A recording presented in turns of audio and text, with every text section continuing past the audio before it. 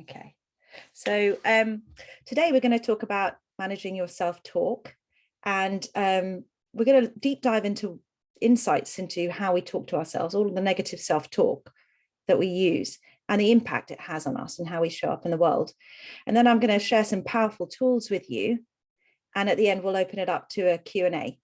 So if you have any queries, I'm going to ask you to hold off until the end, unless they're burning or you want me to clarify, in which case, give me a tickle. Absolutely no problem.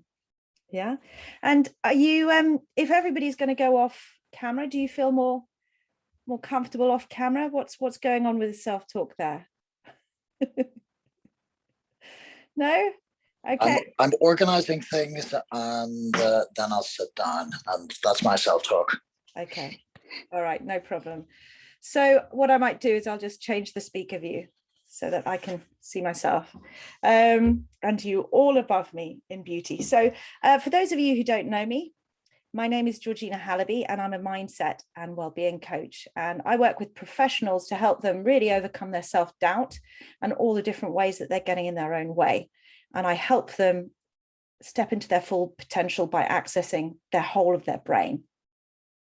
And, you know, my own personal journey in personal development has taken me over the last 30 years to some different places. It's taken me, you know, to start meditating from the age of 16, all the way through to studying NLP and applying it in my life. So, you know, I hypnobirthed my two daughters using, you know, mind over body, to the more logical and brain-based approaches. So I've always been fascinated in neuroscience and psychology. I studied Buddhism for 4 years, which is all about logic and the power of the mind. So I studied that up until the level of a novice monk. And you know, before I became a coach, I was working in marketing and technology, 25 years across Asia and Europe. And for me, it's always been really, really essential to balance two fundamental needs. And that's the need for let me just change my view. The need for outer success and inner peace, and to balance these two. And with that in mind, I want to share a story with you. Now, you may be familiar with this story, the story of the two wolves. And if not, I'm going to tell you now. So it's a story of a Native American Indian, a Cherokee, and he's telling his grandson one night a story about how we all have two wolves inside us. And one of the wolves is angry. It's always jealous and greedy and resentful, and it's hurt.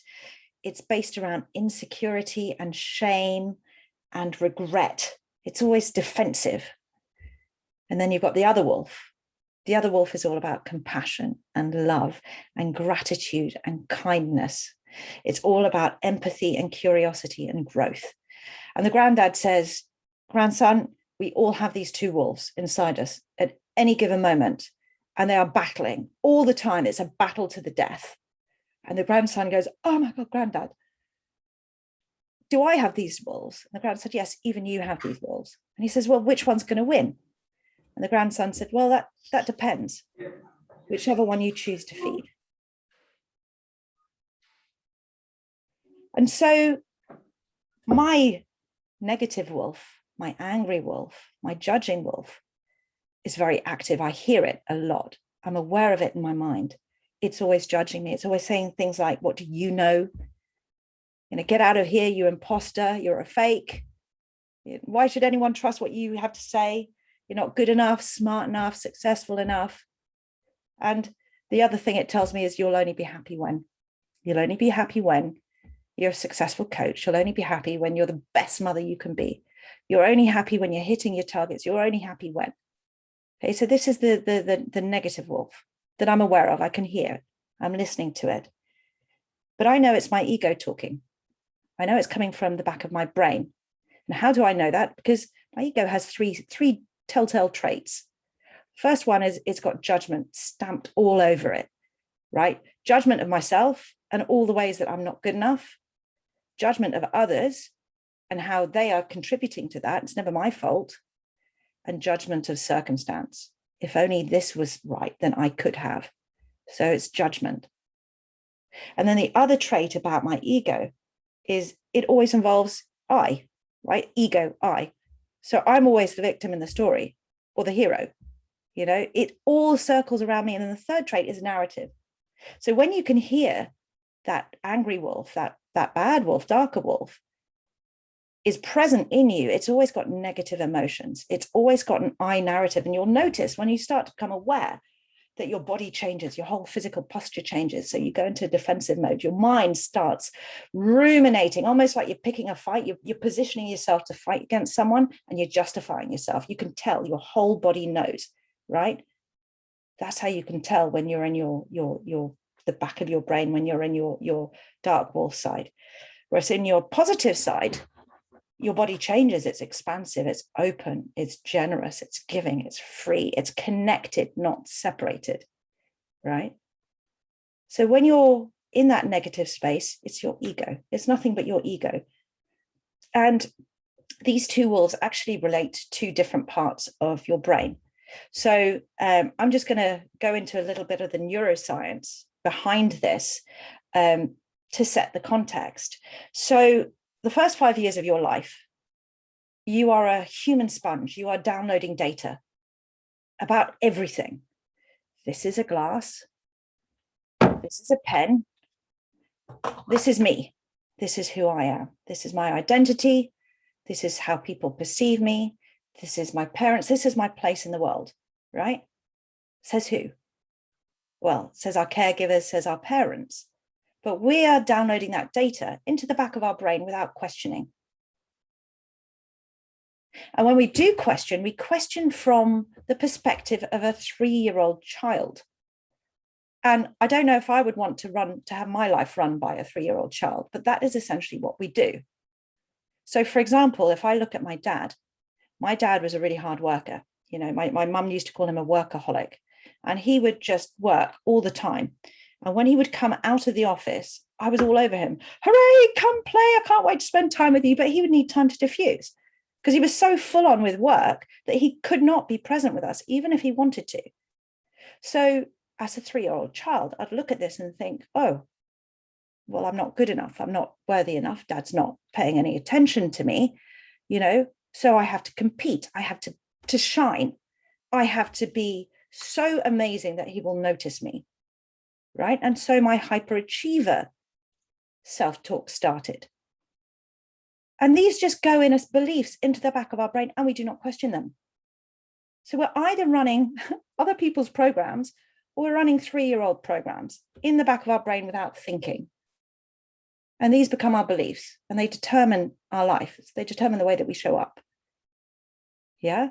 And there's something that's amazing about that, because as we learn so much about the world around us and our own place and what everything is, it just allows us to automate our responses, right? It allows us to do things like drive our car, sing a song, eat a bag of crisps, all at the same time without thinking about it. It allows us to run down the street without our cognitive mind going, pick up your left foot, pick up your right foot, pick up. It just automates it all. It's brilliant.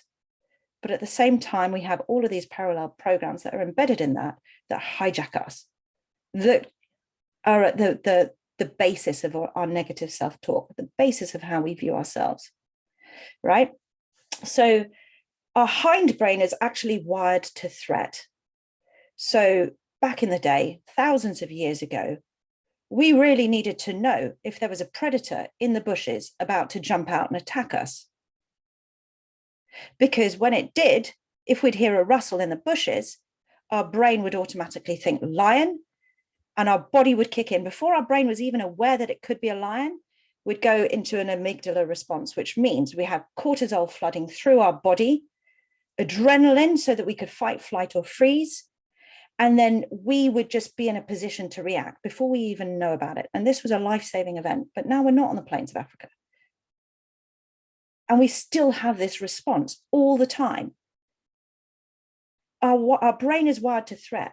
Think threats to status, our threats to certainty and uncertainty, our threats to autonomy, our ability to control the world around us, the threats to relatedness. So if we see others as friend or foe, and all the judgment around that. And then the last threat is fairness, justice, and inequality. So don't take my word for it. I'm going to invite you to just shut your eyes and call to mind a situation now or in the past where you felt yourself threatened by your status, by lack of certainty, by things not being fair. Just take a moment to put your mind there and notice what comes up.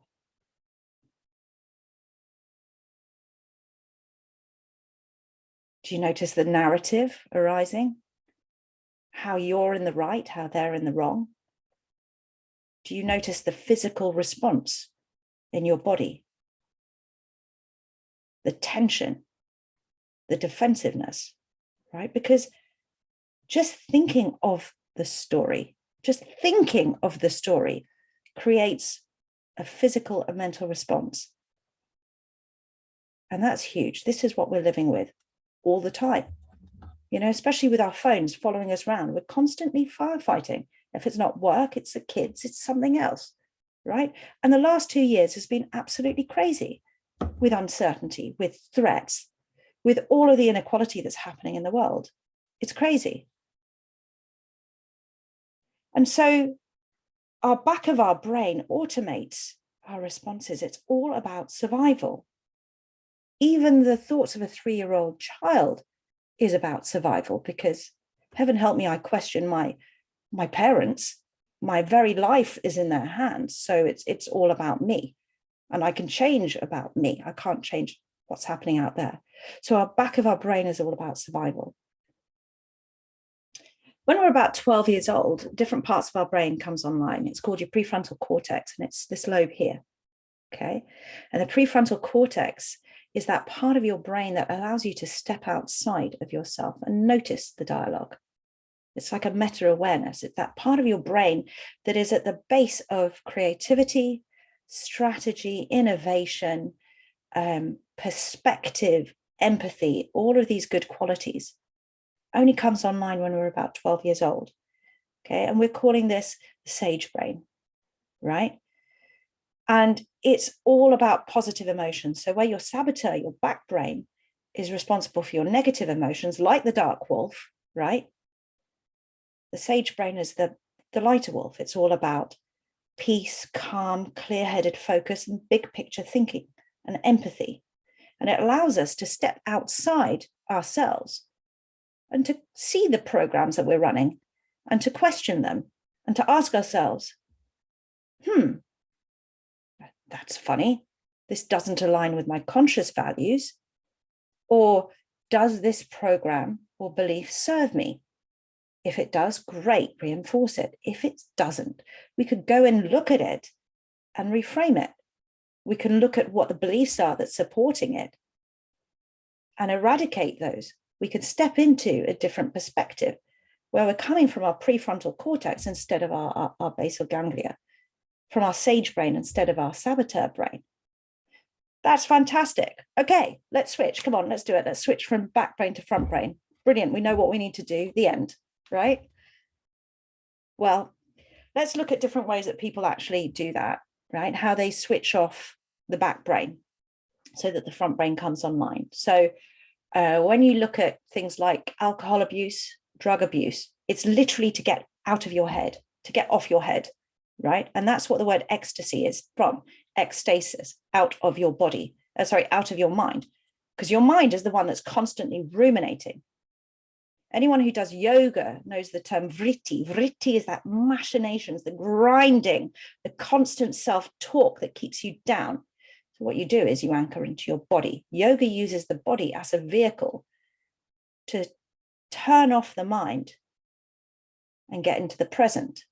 It's the same with any physical sports. Any of you who run, play sports, cycle, whatever, your body is only in the now. Your body only exists in one place, in the now. It does not exist in the anxiety and the have-tos of the future. And it does not inhabit the regrets or the analysis of the past. And the past and the future are only figments of our own imagination. Anything that's in the past is basically our own replay, our own biased replay of the past. And our projection of the future is only that. It's just a projection. It's our biggest fears or our biggest desires. It's all subjective from within us. The only thing that we actually know about that actually exists is in the present, and our body knows that, which is why the body is such a powerful tool to get us out of that space of overthinking, negative self-talk. We drop into our body and it circumvents the energy that we're putting into our saboteurs, switches off the back brain. And with that silence, your sage brain automatically comes online. It automatically comes online because the saboteurs are so busy shouting, you can't hear your sage brain is always there, that wisdom and that perspective. It's just always there because it's a lot quieter. So we use the body. So that's the same for yoga. It's the same for sports. It's the same for meditation. Meditation focuses on the breath or tactile sensations or visual perspectives of studying an object, right? Because it takes out of the brain. Actually, in fairness, there's a few different types of meditation. You have Vipassana, which is based on insight meditation, but the basis of stability is all about single-pointed concentration. It's the ability to train our mind to focus on one thing and one thing only. And when we do that, we switch off our brain. We do that through our breath. We do that through our senses.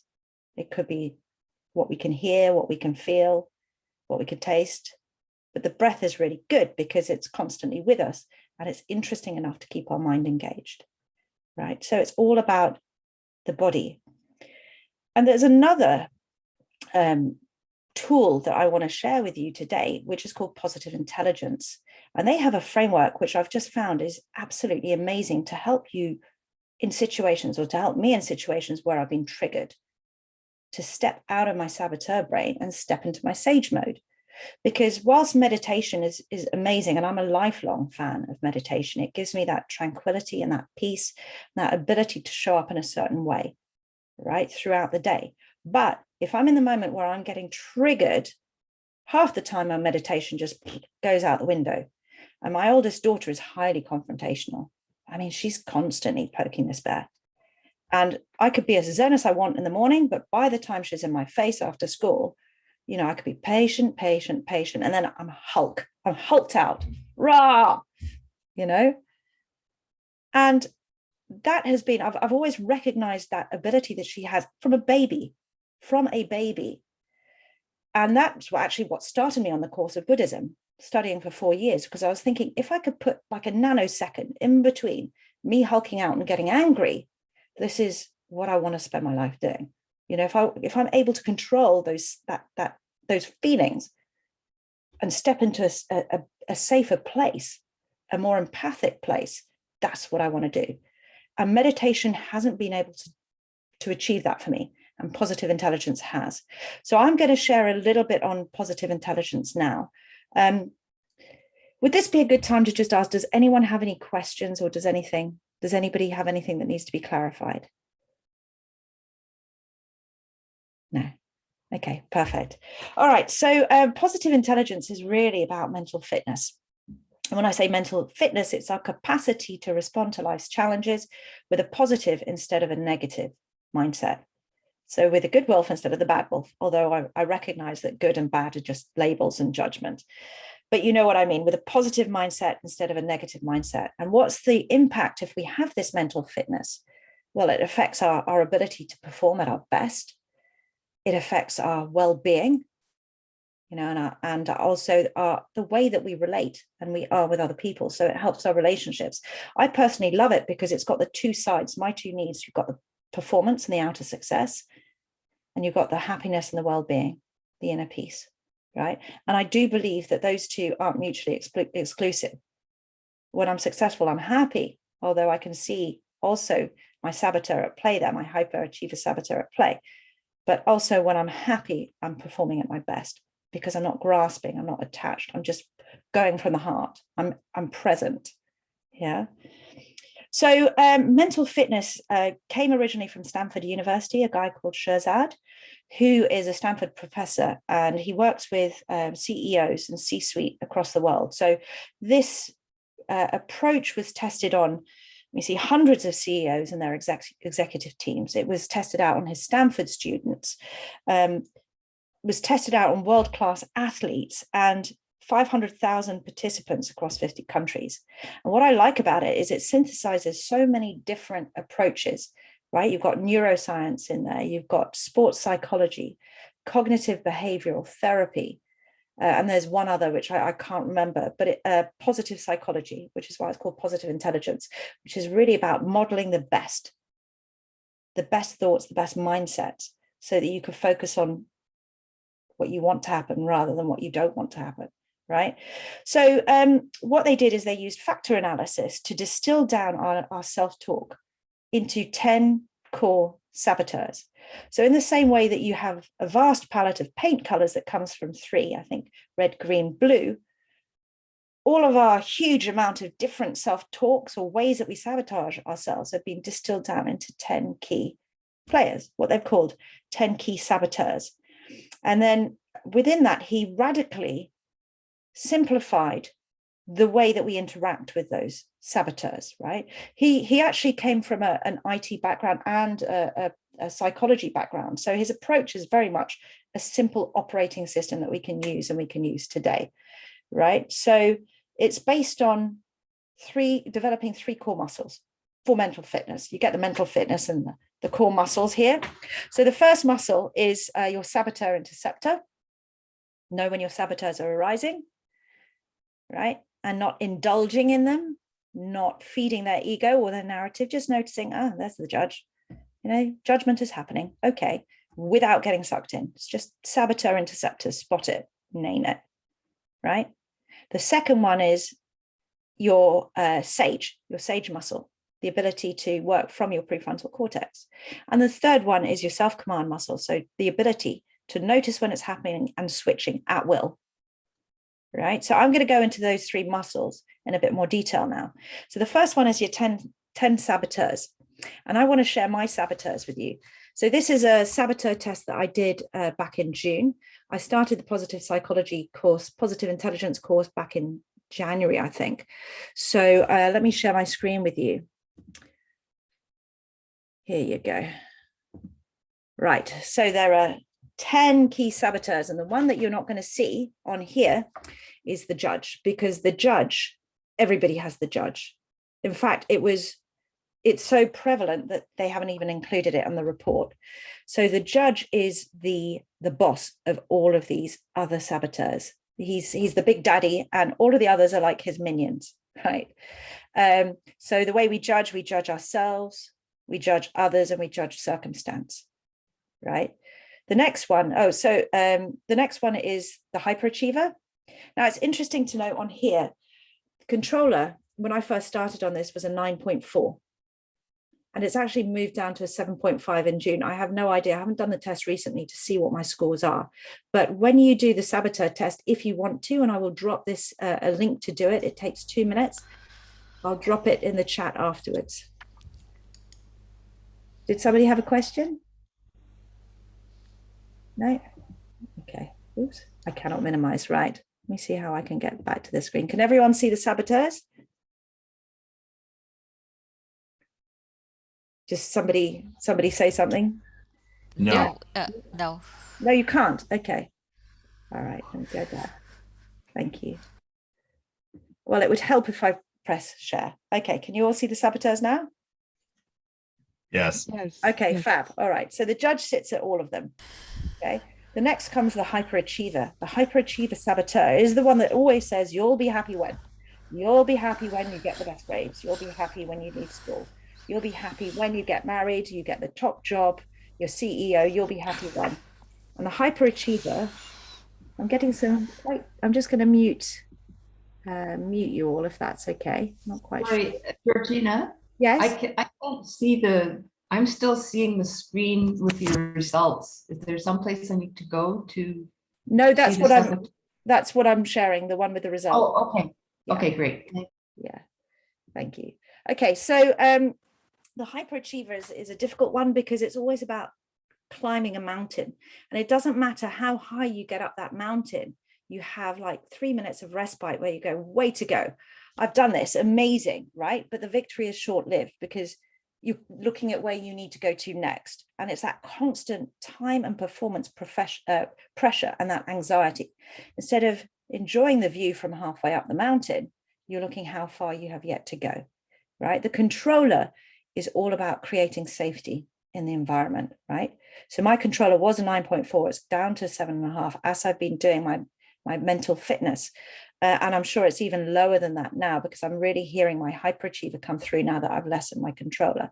So the controller is the need to control everyone, control the environment, because it creates the idea of safety for me.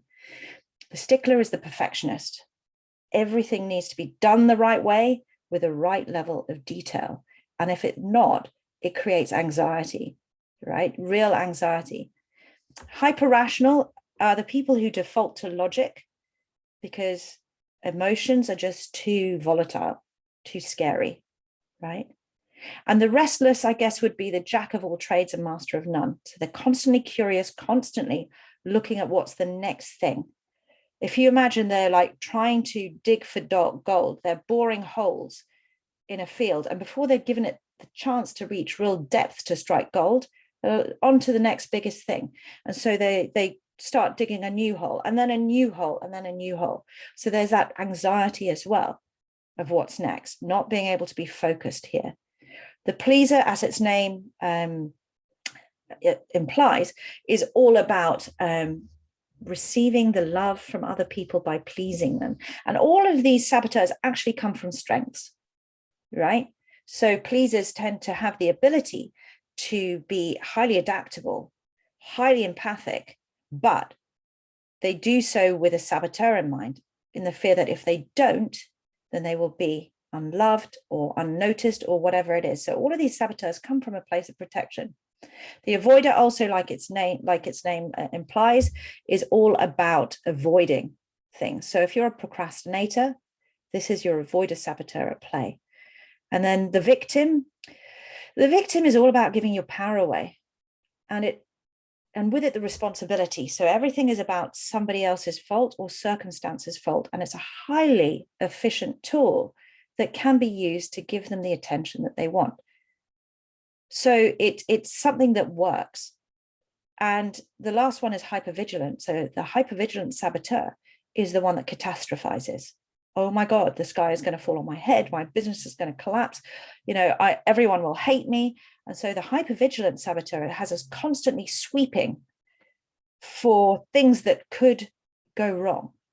And we need to think 3 steps ahead as we wait for the other shoe to drop, right? So when you do these saboteur tests, this 2-minute survey, what you can look out for is the relative score. We all have the same mixture of saboteurs, but honestly, it's really the ones over 5 that we need to focus on. And no saboteur is better than or worse than any other. They are all equal opportunity saboteurs. They are all keeping us playing small and keeping us in the back of our brain. Excuse me. So I'm going to stop sharing this now. Okay, perfect. So the thing is with saboteurs, a common myth that we tell ourselves is often, well, what would I be without my saboteur? Who would I be without my hyperachiever, right? It's got me to where I am. It's good. Why would I want to drop it? Well, the thing about the saboteur is it motivates us through negative emotions, right? Fear, shame, guilt, insecurity, anger, whatever it is, instead of positive emotions. When we're in our positive emotional state, we're able to be creative, resourceful, whole, insightful, have that perspective. We're able to leverage all of the strengths that our saboteurs are ransoming and use it to create what it is that we want, right? So whilst our saboteurs might generate success, and they can be really effective at generating success, they are terrible at creating happiness, long-lasting, sustainable happiness. When we are operating from our sage mind, we are at our best, and it's all about creating sustainable happiness, right? And I want you to think of this image. It's like, all emotions are effectively data. None are good or bad. But if you put your hand on a hot stove, ouch, oh, ow, it burns. I'm not going to do that again. Okay, message received. Thank you very much. I'm not going to put my hand on a hot stove. I'm going to do something different. But with our saboteurs, we are constantly putting our hand on that hot stove. So you know that feeling when you wake up in the middle of the night and you go, oh shit, did I send that email, or did I say that? And what if, it's that constant anxiety from our saboteurs telling us all the ways that we've messed up, or all the ways that we're not good enough, or all the ways that we should be better, etc., etc., etc. Whereas if you're able to let go of all of that, all of those brakes that we're putting on ourselves, and step into this feeling of being present, trusting ourselves, then it all becomes about ease and flow. Everything becomes about ease and flow, which brings me on to the sage brain, right? This is the next muscle. We train our sage brain. Now, the sage brain has a different perspective on life. It believes that every outcome and circumstance can be turned into a gift or an opportunity. So I'm going to tell another story here, which is the old Taoist story about the farmer and the stallion. Yes, Martin. Georgina, can I just ask a question about those saboteurs? Because that list of 9 that was on you shared with us, Yes. Obviously I recognize all of them, and I think that if you asked me to do that test one day, if I did the same test a week later, I suspect it could be very, very different, because some of them come in at different times in the life depending on what we're reacting to. But you mentioned that if you're finding a saboteur is above 5, is it possible to get them all below 5? I mean, you've been working on this for a while, and you've still got 3 that it looks like you need to be working on. Just taking that as an example. Yeah. With the things that you're going to be telling, is our challenge, is our target to bring them all down? Just wanted to kind of step in and ask that. What do you think? I love that question, and yes, that is the goal. The goal is to detach from the narrative of our saboteurs and to get them down. And you can, you'll notice that I haven't done a saboteur test recently. It's because even though the scores will have lowered, right, it's all the same cast of characters. What interests me is actually the position, which one's at the top, which one's at the bottom. But I can generally see which one's surfacing from, I'm constantly looking at my own mind. So yeah, the end game is to get the scores down. Now, there's another test that you can see on the Positive Intelligence website, which I'll share with you. And that's all about your PQ muscle. So that's the ability to go from negative to positive thought. And they have a score. And that's actually much more interesting because it's indicative. So for example, the first time that I did positive, and before I started Positive Intelligence, and I'm a meditator, I was like, yeah, I'm going to ace this, right? My hyperachiever, I'm going to ace this. And my score came in at like 50 or 45. And I was like, But the whole idea is that you need to have a score of 75% positive thoughts versus 25% negative thoughts to really start getting into the ease and flow. Why? Because we can take it for granted that the saboteurs are them. They're powerful and they shout louder. So for us to get any real traction, we're aiming for a PQ score of 75% and above. And with all muscles, that takes training. That means going to the PQ gym and working on it so that we notice when a saboteur arises, we notice when we're stepping into that negativity, and we're able to switch it. 3 positive thoughts to 1 negative. It's something to aim for. Does that answer your question sufficiently, Martin? Yeah, thanks, Georgina. Yeah, I love that. Thank you. So the idea of the sage perspective that every gift or circumstance can be changed into an opportunity, and a gift can be demonstrated by this story, right? The old Taoist story of the farmer and the stallion. So settle back and I'll tell you this story. So once upon a time, there was an old farmer in China, and a beautiful black stallion just happened to chance in on his field one day. And he was delighted, he saw it and he stabled it, and all of the neighbors came round and they went, that is amazing. You've just got a black stallion. You must be so delighted. And this farmer, who was actually quite a wise man, goes, maybe. And the neighbors thought, well, that's a bit of a funny response. But oh, well, they're used to this eccentric old farmer neighbor. And then the next day, the son is in there and he's grooming this horse, trying to tame it as well. And he gets kicked and he hurts his leg, right? He breaks his leg. And all the neighbors come around and go, oh God, that's terrible. Who's going to turn your fields and tend to the livestock? You know, you must be devastated. And the farmer goes, maybe. And then the next day the army comes through and they're conscripting young men, but because the son is hobbled, he doesn't get conscripted. So all the neighbors whose sons have been called off to war, they come round and they say, oh my God, you're so jammy, you're so lucky, you must be delighted, your son is still at home.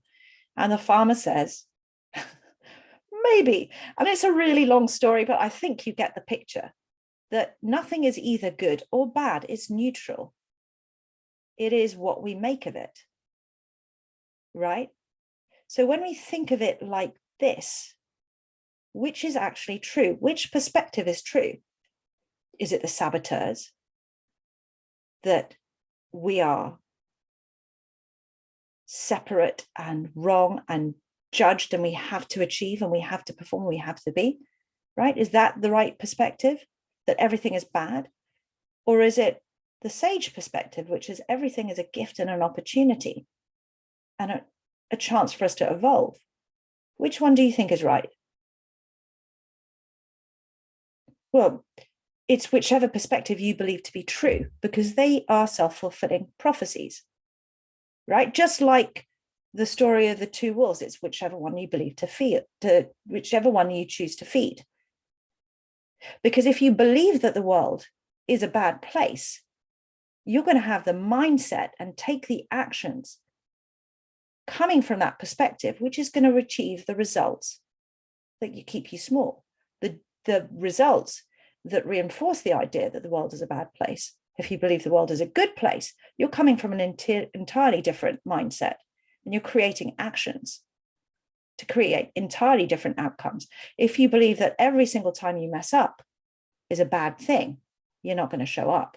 If you believe every single time you mess up, you can learn from, tweak your strategy, you're going to show up differently, trying something differently, you're going to show up, and that will affect the results that you get. So whichever perspective you choose to feed becomes true. It becomes a self-fulfilling prophecy. Okay. So that's the second muscle. The first one was the saboteur interceptor. The second one was the sage muscle. Now the third one is your self-command muscle. And I'm going to ask you if you feel comfortable to put your cameras on for this, because we're going to do a little exercise. Brilliant. So nice to see your faces. Okay, so the self-command allows us to drop into our body in the way that we silence our saboteur mind so that our sage comes online. Okay, so what I want you to do, take your hand, right or left, it doesn't matter. Take your thumb and your forefinger, and I want you to shut your eyes, and I want you to rub your forefinger against your thumb with the exquisite softness so that you can literally feel the ridges in your finger pads. Just notice the texture, the temperature, the feeling. Right, that took 10 seconds, the space of 3 breaths. What you've just done, congratulations, you've just switched off your saboteur mind. You've tapped with all of your focus and your concentration into your body. That is the self-command trick that they use. This is what they call a PQ rep. And it doesn't have to be with your fingers. You can use your senses. So what can I hear in the foreground? What can I hear in the foreground? What can I taste? What tactile sensations can I feel of my, the clothes against my skin? Whatever it is that works for you, in any way that you want to leverage your senses to tap into your body will automatically divert attention away from your saboteurs and allow your prefrontal cortex to come online, right? And the beauty of this is you can do it anytime and anywhere. You could be in a board meeting or in a really confrontational situation. You don't have to do this. You can focus on the texture of their eyebrow, or you can listen to the lilt of their voice. You can take three breaths, 10 seconds between a jam-packed day that has you running on pure adrenaline tap into your body and it will be like a breath of fresh air. And who hasn't got the time for 10 seconds, 3 breaths throughout the day, right? And what they've found is that people who are doing this self-command, stepping in and doing these PQ reps, 10 seconds at a time, over the course of 6 weeks, because it takes that long to actually create significant change, they've found that it's changed the way their brain shows up in an MRI. So it started after 6 weeks, it's created atrophy at the back of the brain, and it's created growth in the gray matter at the front of their brain. So it actually rewires your brain for the positive, right? And so the beauty of this is it's a really simple operating system. It could not be more simple. And this is how it goes, right? 1, if you're feeling negative emotions, stop. You're in saboteur mode, right? 2, do some PQ reps to quieten your saboteur and to activate your sage. 3, assume the sage perspective that every problem can be converted into a gift or an opportunity. And then 4, generate that gift by using your sage powers, such as empathy, curiosity, creativity, and so forth. So I can imagine there's a few judge saboteurs out there going, yeah, right, as if, if it was that easy, we'd all be doing it. Can you really just shift from saboteur to sage just by, following that operating system? Saboteurs arise, 10 seconds, focus in, come from the sage perspective. Yes, absolutely you can, 100%. But the speed and the depth of that shift depends on you building that mental muscle, right? It's like going to the gym. You can't just do one workout and then expect to pick up a really heavy dumbbell. So Seema, I'm just looking at your question. How is this different than live positive and stop worrying kind of thing? Okay, so when you're worrying, you're inhabiting the back of your brain sometimes, if it feels anxious, right? If you're concerned about something and there's discernment there and you're like, okay, hand on hot stove, what can I learn from this so that I can do differently, right? You're coming from the sage perspective. But this applies both the ability of positive psychology, as you're saying, to move from worrying to that more positive space. But it's easy to just say, stop worrying, think positive. And it's a lot harder to do. This allows us to actually have a really simple way of not indulging that narrative. Stepping out of ourselves and going, okay, what can we do about it? Either what is it trying to show us that we need to look into, or what can we do to change the outcome so that we don't need to be worried? It's more holistic. It's got the steps in between, and it's the so what next? How can you create the change that you want? It's much more end to end. Thank you for asking that question. Okay, so lasting positive change requires 20% insight. Okay, these are my saboteurs. These are the ways that they are tripping me up, keeping me small. But it involves 80% mental muscle, right? We're training ourselves. I've been training myself all year since I've started this, and I'm certifying as a positive intelligence coach. And I compare it to a black belt, right? I'm trying to get to my black belt. I am nowhere near. I've come such a long way, but I know I need to keep on training. Every time I get triggered and I just go, oh, stuff it, and I just follow my saboteur down that rabbit hole, I'm not judging myself. I'm going, I just need to get that basic mental muscle, because my daughter is a black belt and I'm still only a green. I've got to keep training. You need to have that PQ muscle, right? And it needs to keep on being reinforced. So if you want to see the MRI change, you need to practice it. Now, what they say in the book, a positive intelligence book, and I can highly recommend it, is that you should, if you can, do 100 PQ reps a day. It sounds huge, like, oh my God, but it's actually only the equivalent of 15 minutes. And the trick that he uses is use your toilet breaks because you're guaranteed to go to the toilet throughout the course of the day, right? And sometimes into the night. And what you can do is you can anchor into your tactile sensations, so the feeling of the water on your hands, or the blow dryer or the towel. You can take that moment to just really stop, breathe, notice, step into your sage brain, right? Even if you've got back-to-back meetings, you will go to the toilet. And if you don't, I recommend you drink more water. It's the sage thing to do. But it's building up that muscle, constantly building up that muscle. Now, as a coach, I work with people to constantly build up their muscles. If you work with a coach, it's something that I would highly recommend you get them to do. If you don't work with a coach, there is, and actually I get a lot of my clients to do this, there is the PQ app if you are interested in the Positive Intelligence program. Okay, so you download an app, and over the course of 6 weeks, it will train you up to become a black belt. It will train you up. So every day you have a focus of the day, and it will take you through your top 2 saboteurs. So you start to call awareness of your saboteurs, and you can start to intercept them. So you've got the focus of the day, takes 2 minutes.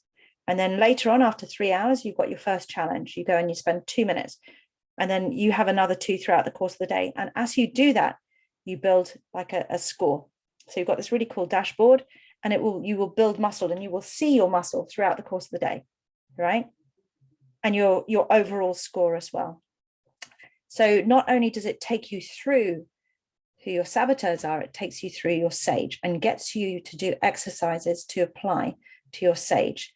So with this, let me just quickly take you, I'm going to share my screen and share the Positive Intelligence website if you are interested in this. Could I ask a question? Yes. Okay, so this seems to be focusing on your senses, getting out of your brain into your body, the exercises. Yes. But for instance, you've been doing meditation since you were 16, so you were basically getting out of your brain into your body all those years. Was that not building up your PQ muscles? Yes. You're doing it 15 minutes a day. So I find this fascinating, but the question is, I'm wondering what's the difference between meditating and being, so basically doing that PQ muscle for half an hour a day, say, versus other PQ muscle exercises they give. So meditation builds your PQ muscle, no doubt about it. And if you go in and you do meditate, so for example, if I do 20 minutes in the morning, I will record that in my PQ app, and it will boost my overall score. Because what I am doing is I'm getting out of my mind and I'm getting into my body. So it definitely is. But I'm not meditating throughout the day. I'm not bringing in my meditative stillness or equanimity in moments when I'm getting triggered. In moments where I'm being very human with my daughter and I find myself reacting, and I can't just sit on my mat in times like that, in times where I feel like I'm being attacked and I have to sort of be the parent. I'm not going to say, sorry, I'm just going to go meditate. And I haven't had the facility or the ability to sort of bring in that state, whereas Positive Intelligence does. It uses exactly all the same principles of meditation. You anchor into your body in a really easy way, almost like a snackable meditation. And I could apply it here. Not only do I get into my body, but I switch into a different perspective. And when we go into the Positive Intelligence framework, they talk about your 5 sage superpowers, right? And the sage superpowers are empathy,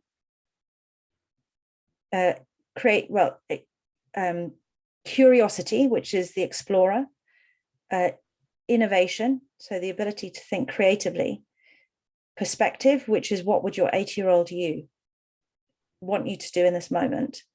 And then the last one is activate, clear, laser focused attention, almost like a Jedi, right? Everything could be going on around, like the biggest war, but you are there in the moment. And it's calm, clear-headed action.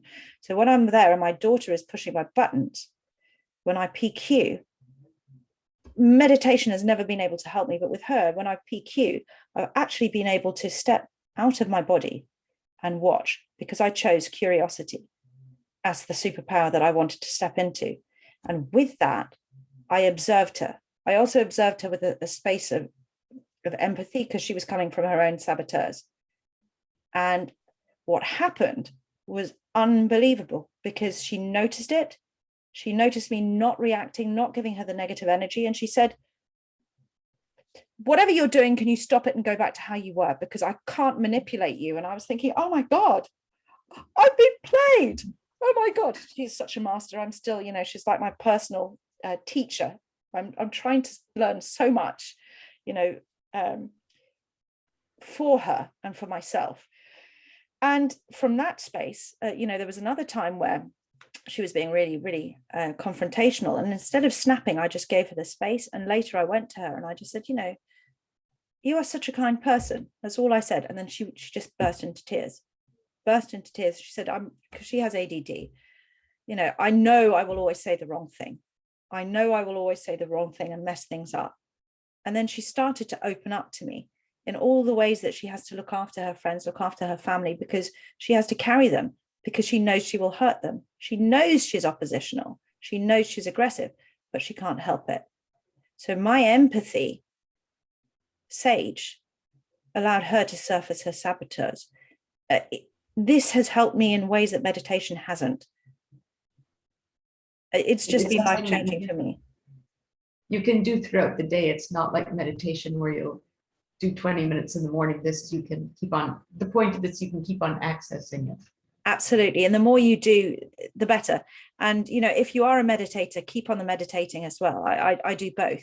They're not either or. But the frequent practice will help you in different situations. Yeah. As soon as a negative thought arises, you can use it. Okay, I see. And the important thing about that is we are not suppressing the negative thought, right? In my Buddhist training, they would talk about these negative thoughts as beautiful monsters, right? When you notice your beautiful monsters arise, you don't judge, you don't suppress, you don't indulge the ego narrative, and you don't try and solve it, right? You just be with it. You just notice it. That's all compassionate awareness. So that's the first thing. Judgment is happening. The hyperachiever saboteur is giving me grief. Oh, there goes the avoider again. Notice it's not, I am the avoider, or I am doing this, or I am not. There's just none of that. It's just, okay, interesting. I was wondering when you judge was going to turn up, almost like just acknowledging it's there. Just acceptance. All right. Noticing the impact, right? Notice it arising, noticing the negative feelings in the body, and then switching. It's not resisting, it's not suppressing, it's not trying to solve. It's just noticing it and stepping into a different perspective. And that perspective will allow us the overview to help us in ways that our saboteurs can't. It helps drop the anxiety. Imagine being able to perform at your best without the anxiety. So, a question. I think you mentioned about perspective, and that's so important, right? Because when you put things in perspective, everything becomes, you don't need a lot of rationalization sometimes. So, but for some people, it's easy to get into perspective, and some people not. Do you see that? So some people, no, I've found that everybody is able to tap into a perspective if you get them at the right frame of mind, right? There are some times where somebody is clearly being hijacked, right? They're in saboteur hijack. They're not going to see the bigger picture. It's not their fault. They are in threat-brained response. They can't think clearly because their body is too busy trying to fight whatever's out there. But if you get them into a position where you quieten your saboteur, you do the PQ reps, the sage brain comes online, then you can always get that perspective. And honestly, for me, the navigate, which is the sage superpower, is one of the most effective for every single client that I've worked with, because there is a wisdom that we all have that we're able to apply to ourselves. So for example, you go in and you imagine your 80-year-old you, happy and healthy of mind and body, and you say to them, what do you want to be remembered for? What's important to you? What do I need to take up or let go? What do I need to do in this situation? What would I want to remember that I did in this situation? And it's really powerful in a way that most others aren't. Everybody has that wisdom And actually that's the basis of a lot of my coaching. It's like getting people to access this huge well of wisdom that we all have within us. So this huge capacity to understand ourselves and know what is right for ourselves. But it just takes shutting our saboteurs up for a little bit so that we can hear this wisdom. And it is as easy as this operating system. Stop when you're in saboteur mode, do your PQ reps, assume there is a gift in everything, and then come from that sage perspective. I will choose a superpower to come from a sage power. So for example, before coming on this call, my judge and hyperachiever is out. What do you know? You're going to cock it up, blah, blah, blah, blah, blah, blah. And then just from PQ reps, and it's like, just get in the flow, stop overthinking. And when you do, you'll just be natural. It doesn't matter. Nobody's expecting you to be perfect. You're just sharing something because it helps.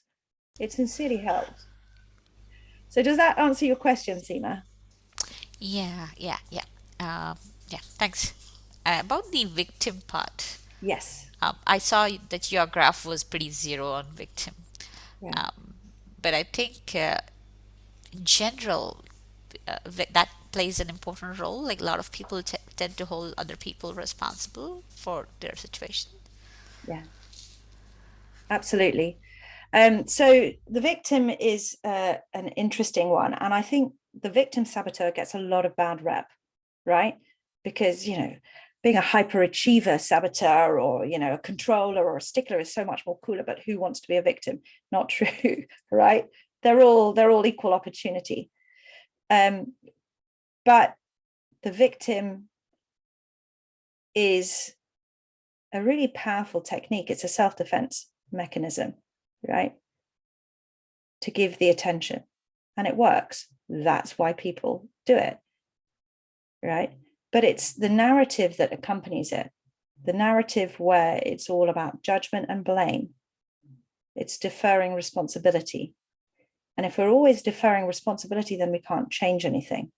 It's this feeling of helplessness. It's giving our control away. And it's a really, really powerful narrative, because the only thing that we can change, the only thing that we can change at all in this life is ourselves. We can't change others. We can influence circumstance, but we can only change ourselves. So the victim saboteur is really quite a powerful one.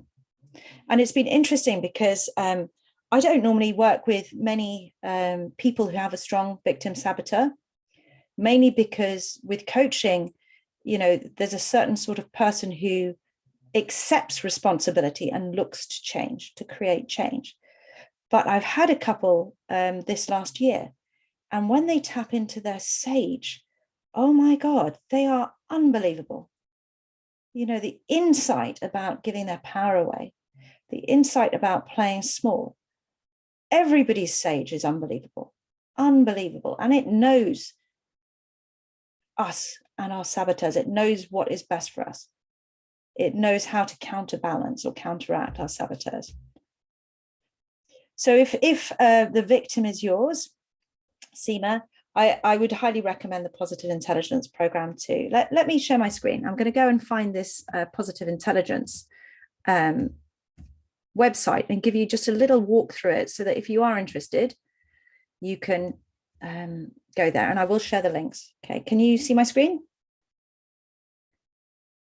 Yeah. Okay, brilliant. Okay, so positiveintelligence.com. Okay, there's Shahzad. It's all about mental fitness, and his book is there. Then you've got all the various ways that you self-sabotage, right? And you take the assessment. It's free and it will take you 2 minutes, right? And then it talks about how it changes your mind. He works with a lot of C-suite.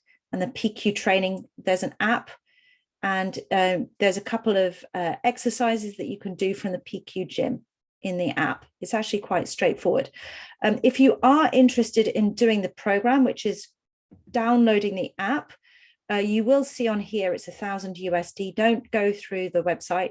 Just get in touch with me, because I'm a certified coach. I get access to this, and I can send people on this program for significantly less money. So that's the program, but it's all on positiveintelligence.com. right? You've got your saboteurs. You can take your PQ score, which is another thing that takes 2 minutes. That's how you are out of 100 in terms of positive thoughts versus negative thoughts, right? Your sage versus your saboteurs. So there's that. Then there's also, I will drop in a link to my website as well. I don't know if you could see that there, but if you can, at the bottom of my website, there is a place that if you wanted to schedule a talk with me, do feel free to call. I would love to hear from you. So, you know, I will send you the links via email. You can take the saboteur assessment. I would love to hear how you do, you know, and if you want to have a chat, just book in a session with me. And if you haven't already, feel free to book in a 90-minute discovery call with me. So that's really a deep dive into understanding who your saboteurs are, the ways that they're getting in your ways, and different strategies and techniques that you can work to achieve what it is that you want. Now, it's important for me to say this will not be a sage call. This will not be a sales call. I'm not going to try and convert you or hard sell you. This is an opportunity for us to meet sage to sage. And the idea is that at the end of it, you'll get some really helpful tools and strategies to get to where you want to. Yeah. So let me drop this in the chat now.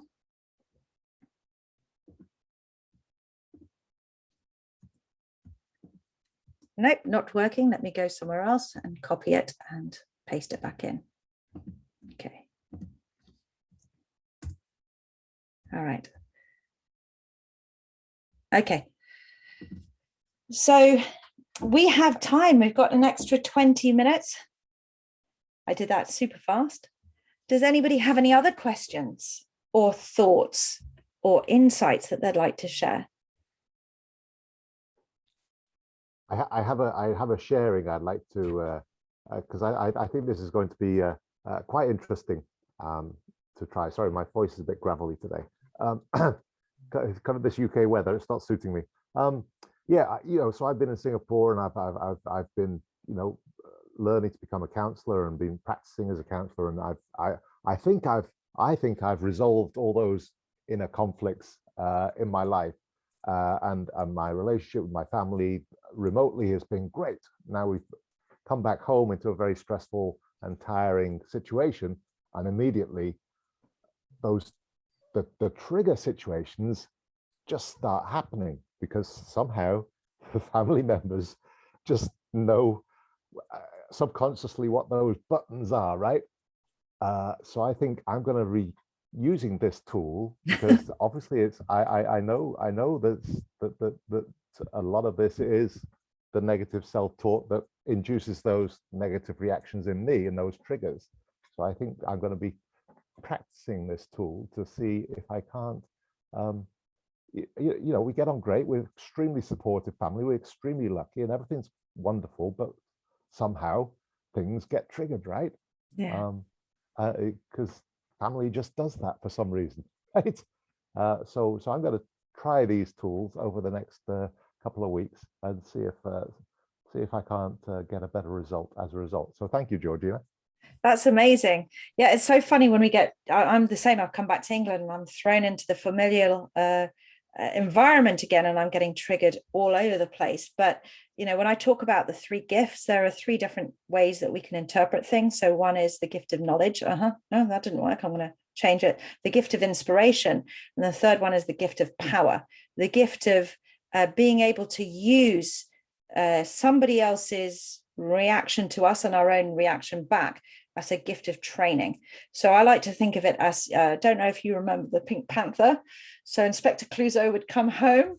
You know, this is the old Pink Panther, right? And you'd have Kito, and he'd jump out of the closet and he would literally start fighting, and, you know, they'd break every bit of furniture in the room. So whenever I see my saboteurs arise out of reaction to somebody pressing my button, I treat that as the gift of power, the opportunity to train patience or another quality that I want. I'll name it, right? Empathy, patience. What I find really useful to stop me getting triggered is curiosity, because I've started noticing what my saboteurs say. My saboteurs take everything personally. When my daughter is on the offensive, or if they leave their room messy or whatever, it's like, I do this, I tidy the room, I tidy the house. It's only got worse since I've come back to the UK. instead of realizing they're just teenagers, this is what they do, it's suddenly become a personal affront. So now it's when I'm able to engage my curiosity, I step back. I'm like, okay, what's the path of least resistance? How can I deliver this in a way that's more effective, right? I just engage curiosity. Yeah. Amazing. And Martin, if you did want to go on this positive intelligence program, I'm not sure if as a mentor you get access to it, but for any of you coaches out there, you get access to go on the 6-week training course for free. They actually want to get as many positive intelligence coaches out there because the impact is so huge. To me, I've spent, all my life synthesizing so many different disciplines, right? And this one nails them all of them. It just brings them together and packages them into a really simple, effective way to, in the moment, step out of saboteur and into sage. Yeah. Georgina? Yes. So as Martin was talking, and he was talking about buttons being pressed.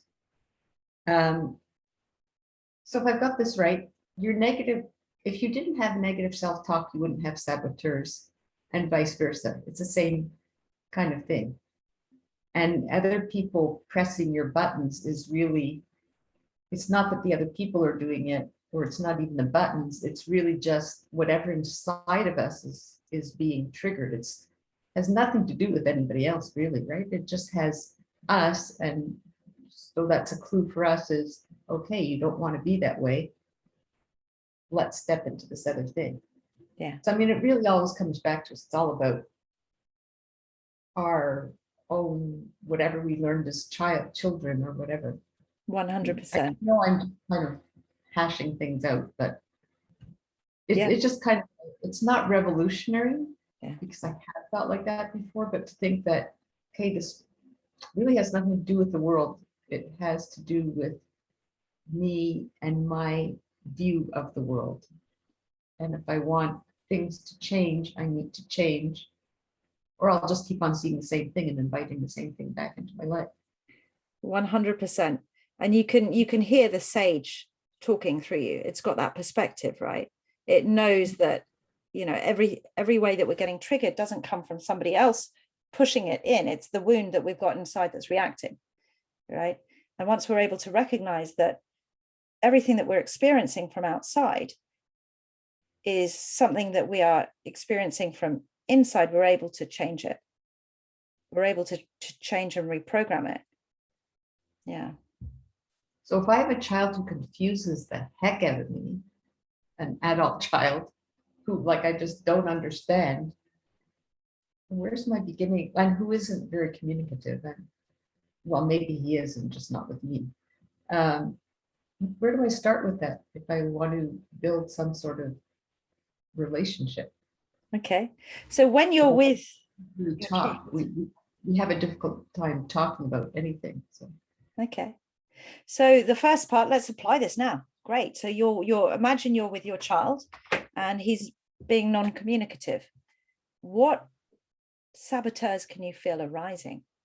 Is there the judge, the victim, the pleaser, the avoider? What, if any, saboteurs can you notice in the moment? Pleaser for sure.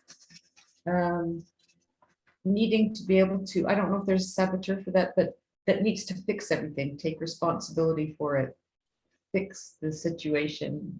He has no responsibility, I have it all. I don't know if there's a saboteur for that always wants to fix things. Controller.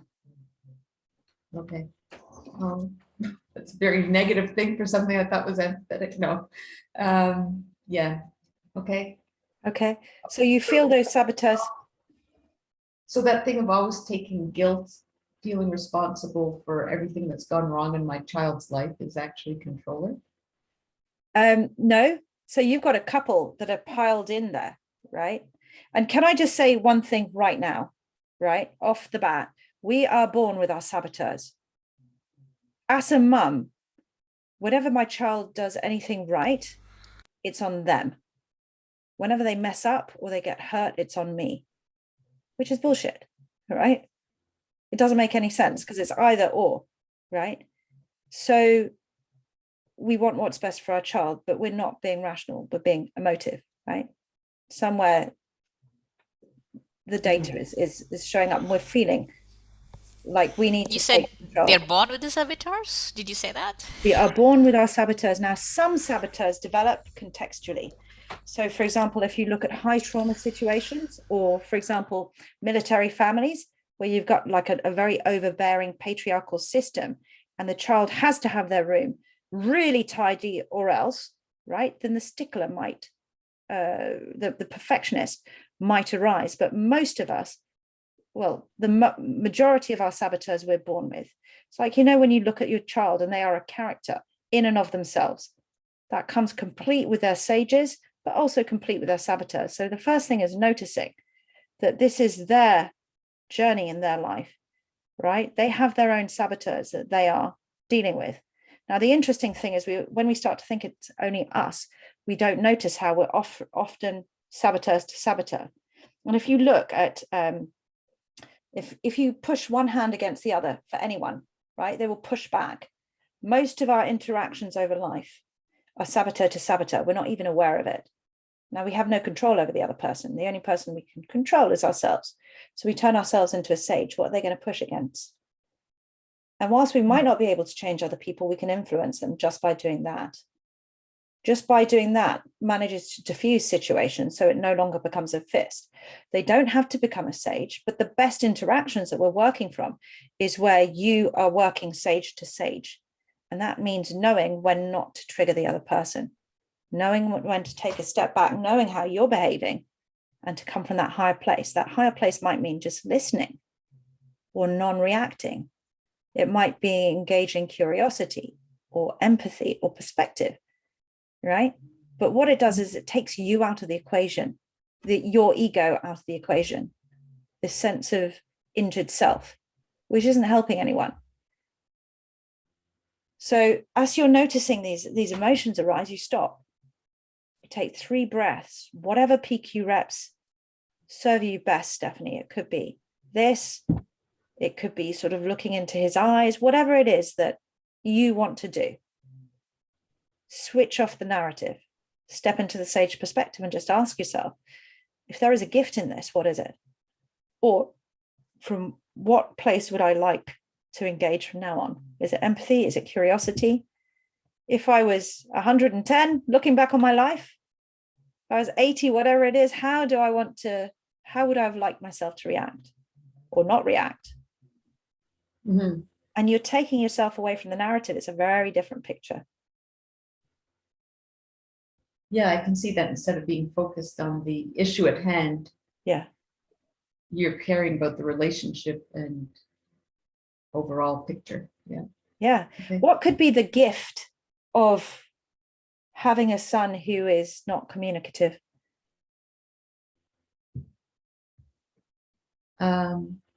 And feel free to do some PQ reps and activate your sage, Stephanie.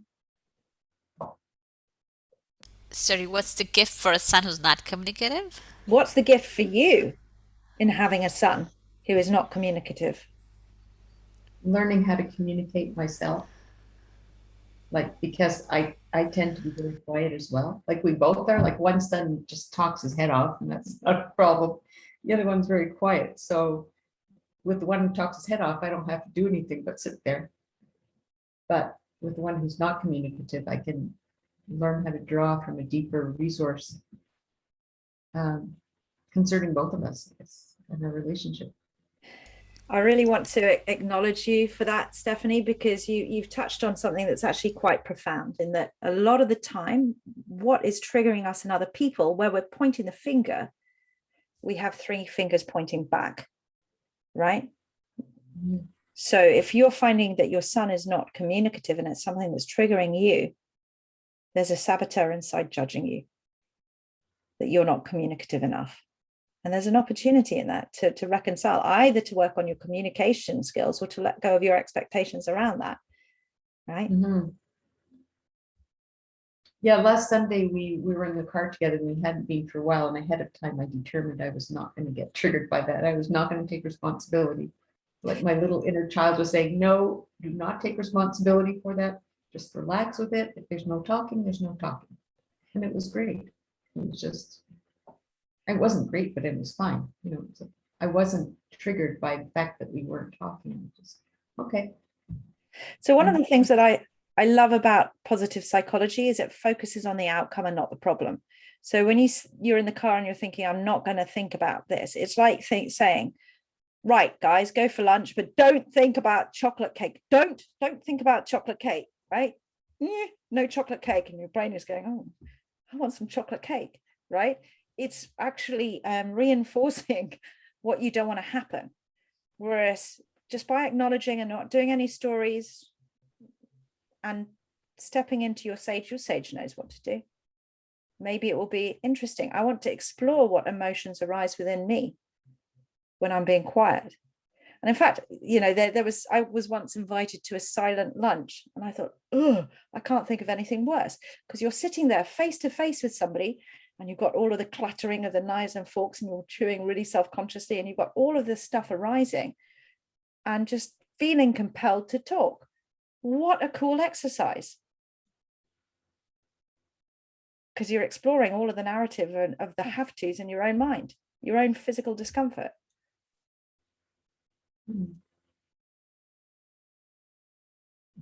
Yeah. Does that answer your question, Stephanie? Yes, thank you very much. Yeah. A good start to exploring. Yes, thank you. Yeah. Any other questions? Martin, did you have something? No? Or if not questions, any last thoughts, anything that you would like to share?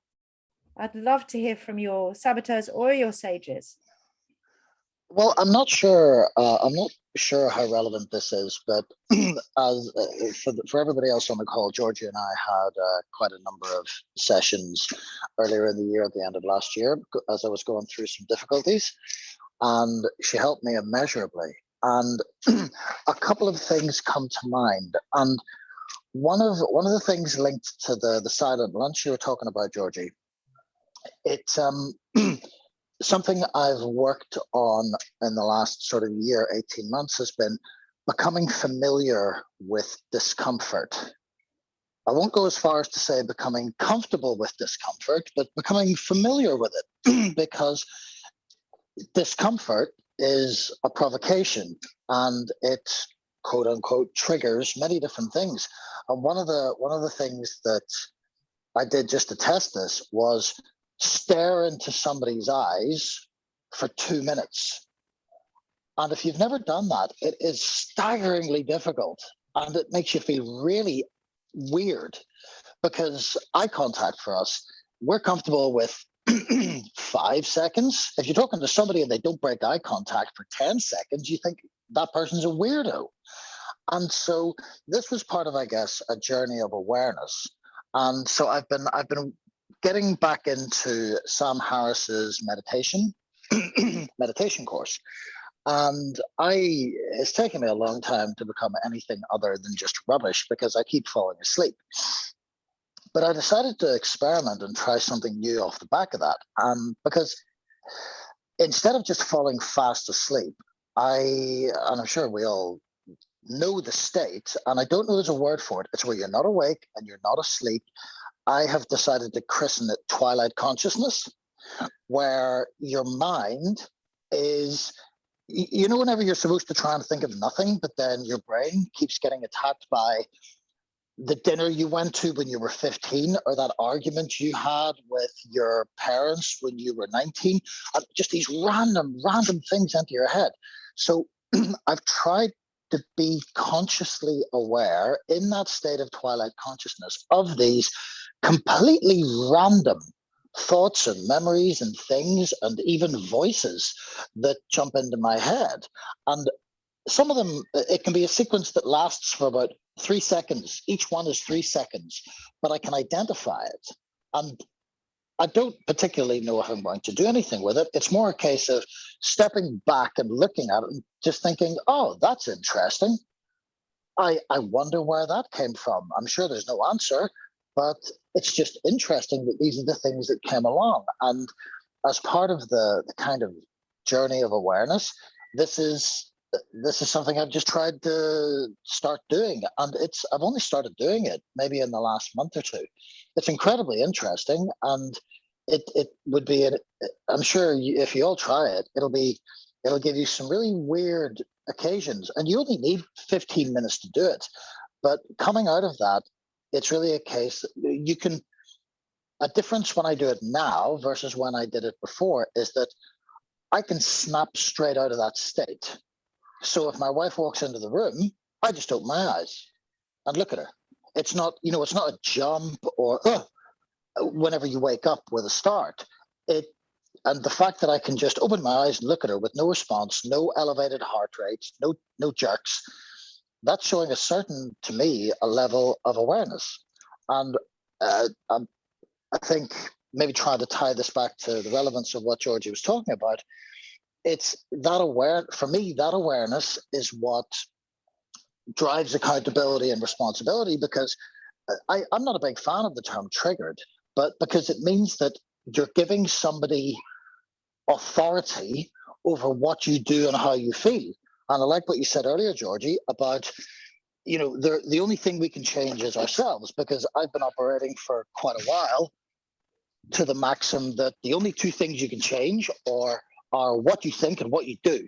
What you do is as a result of your decision, and what you think is as a result of how you perceive things when filtered through a lens of perspective. So perspective was mentioned earlier, and okay, you want a sense of perspective. Somebody was really upset at me at work one day, and Afghanistan had just fallen, and I said, "Who do you think's having a bad day? A worse day? You're them." "Oh, that's a bit exaggerated." "Yeah, but is it wrong?" No, it absolutely is not. We're all incredibly blessed, whatever our frustrations or foibles or anything. We're living at the best time in the history of our species, and a bad day for any of us today is better than the best day of anybody who existed 100 years ago. So this is what helps me along. And I used to be, I went through a period where I was very angry, very frustrated, and I wasn't sure what to do about it. I didn't think to myself, the world is unfair, it's somebody else's fault. But I just didn't know how to attribute that and what to do with it. And where I've landed is, fuck it, I own all of it. It doesn't matter if it's necessarily my professional responsibility, because if I don't at least try to own this particular situation, then I'm powerless. I can't influence anything. I can't control anything. I can't influence anyone. No, that's not the way I want to go through life. So that's my little soliloquy. Thank you, Ian. And I want to acknowledge you for your introspective awareness. And I highly recommend all of you to spend some time just sitting with your thoughts and noticing, because it's so much more interesting than Netflix. It's so surprising. And one of the things, Ian, you did my mindfulness for beginners course a couple of years ago. It's on my YouTube website. Just look up Georgina Hallaby YouTube, 4 1-hour sessions. One of the things is just noticing what categories your thoughts rise into. And so you're just looking at your thoughts. So mine tends to go something like food, organization, food, what I have to do for work.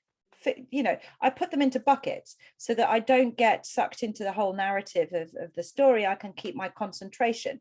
And when I do notice myself go off point, I don't beat myself up about it. I go, well done for finding my way back. Well done, I noticed it.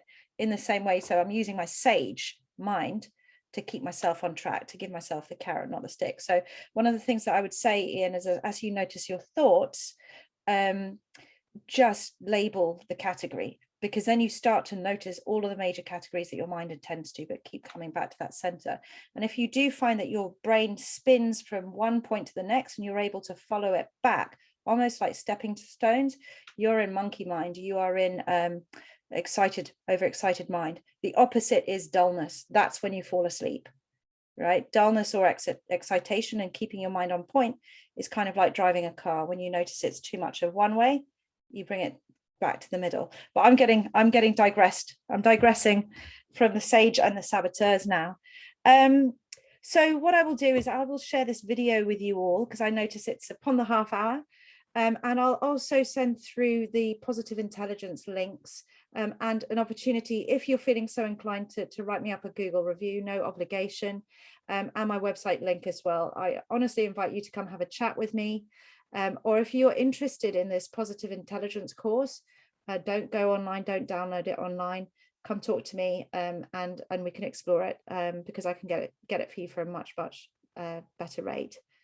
Yeah, thank you ever so much. And I look forward to the next workshop. I'm going to commit to doing a workshop every month. And in fact, part of me, the playful part of me, wants to do a saboteur each month. So like the next one might be, you'll be happy when, the fallacy of the hyperachiever. And we'll basically pedal through all of them, you know. So, so much content. Yeah. Thank you. Have a wonderful day. Thank you very much, Georgina. Thanks, Georgina. Thanks, Great stuff. Georgina. See you soon. Bye. Talk to Thanks, you later. Georgie. Gina, thank you. Bye. Thank you. Love Thank you. love to the family. Miss you loads. Miss you too, Ian. Bye. Bye-bye. Bye.